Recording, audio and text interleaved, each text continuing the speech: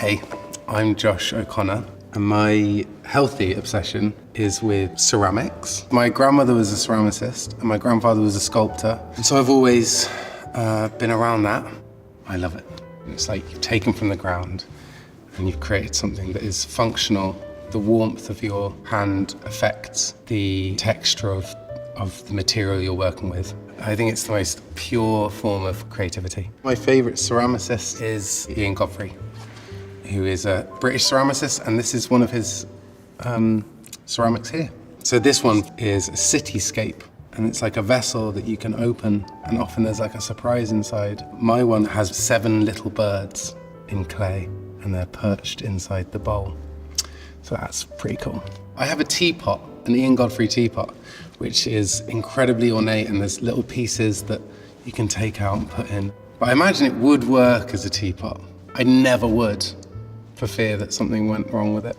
But it is technically a functional teapot. For me, I get very upset if I see a broken ceramic. Now, I've never thrown a plate in a fit of rage.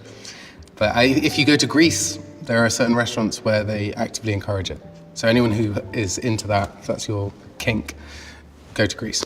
I've taken many classes, yeah. I've done lots of courses and I love it. I am interested in making things with my hands, but I guess I'm also an actor. You have to use your hands quite a lot acting.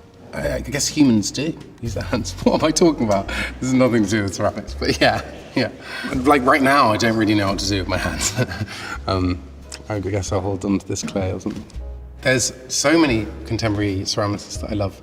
One in particular is Akiko Hirai. She's incredible and creates these things called moon jars that are big vessels, and they have huge slabs and chunks of porcelain sticking out of them. She does it in a process in the kiln, which is in this kind of insanely high heat, and it melts this porcelain and it comes out like chunks. It looks like an alien life form. It's mad. It's very good.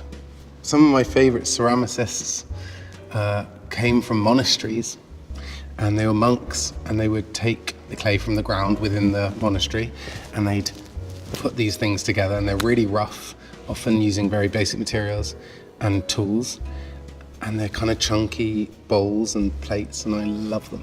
So it doesn't have to be refined at all. So a priceless piece of art for me would be my ceramic by my grandmother that is a man and a woman entwined, and it's beautiful.